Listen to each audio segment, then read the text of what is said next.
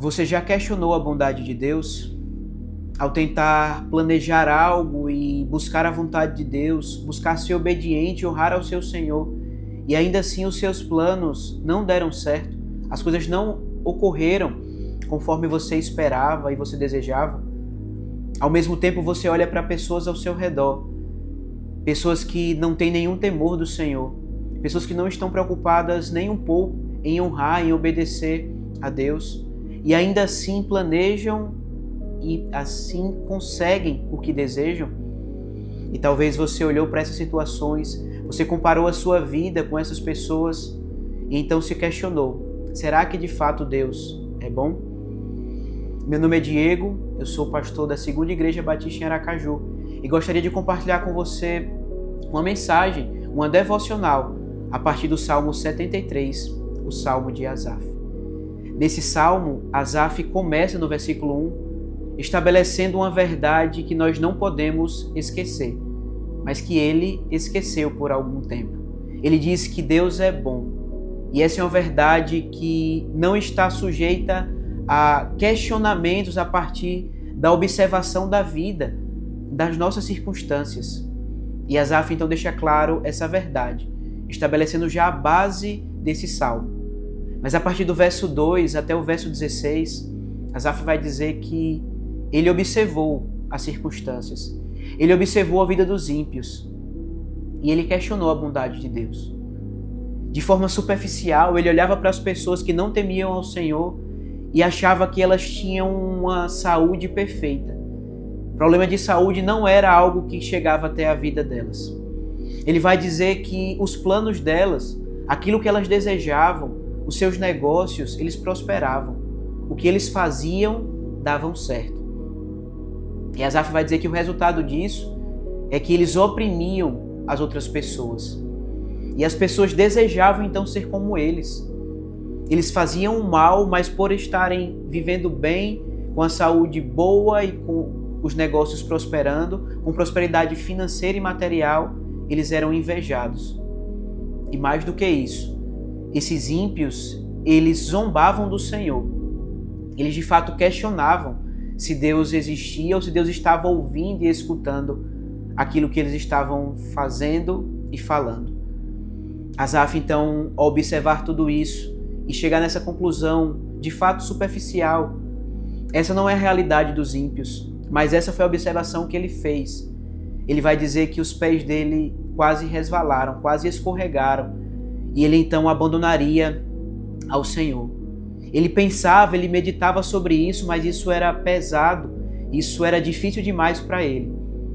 Mas no verso 17 vai ocorrer uma mudança. Asaf vai dizer que essa crise dele mudou quando ele entrou no santuário do Senhor. Quando ele entrou para adorar a Deus, estar junto com o povo dele, estar diante do seu Senhor. E ele então conseguiu perceber que essa não era a realidade. Isso não era a verdade. A visão dele estava turva, ela estava sendo superficial. Ele precisava olhar não apenas para o aqui e para o agora, mas para a eternidade. E ele percebeu que o destino dos ímpios era triste. Que os ímpios não eram dignos de serem invejados, mas eles eram dignos de piedade, porque o destino deles era aterrorizante. Eles estavam contrários ao Senhor grandioso de toda a terra. Eles precisavam se dobrar e se arrepender, porque senão estariam em uma situação muito difícil. Asaf então vai ter essa mudança. Ele vai perceber isso dentro do contexto do culto, dentro do contexto da adoração. É ali que somos muitas vezes tratados, com a nossa visão que está turva, ela ser agora a ficar mais limpa, mais clara de quem é o Senhor.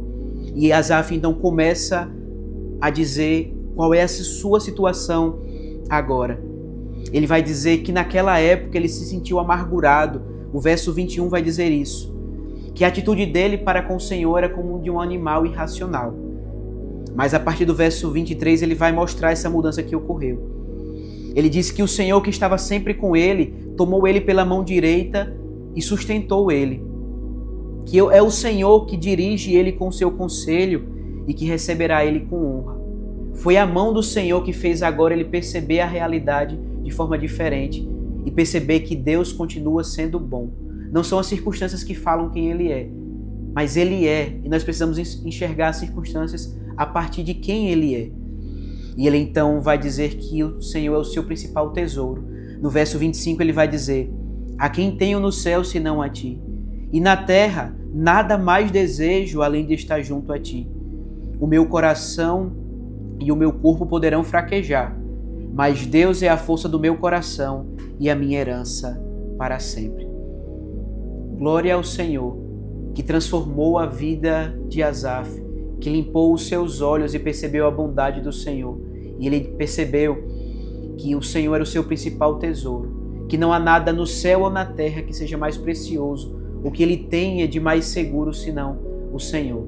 E ele termina então dos versos 27 e 28, com uma conclusão da sua reflexão. Ele diz: os que te abandonam sem dúvida perecerão. Tu destróis todos os infiéis, mas para mim bom é estar perto de Deus. Eu fiz do soberano Senhor o meu refúgio, e eu proclamarei todos os teus feitos. É assim que Asaf termina o salmo, dizendo que proclamará os feitos do Senhor, as verdades que mudaram a sua vida. E eu te convido a fazer isso também. Se essa mensagem falou ao seu coração, compartilhe ela. Essa crise é real, talvez seja real na sua vida, já foi real, ou em algum momento isso virá a você. E essa crise pode ser a crise de outras pessoas nesse momento. Então, ministre a palavra do Senhor, que possa ser através desse vídeo, e talvez de outras formas também. Que Deus te abençoe. Graça e paz.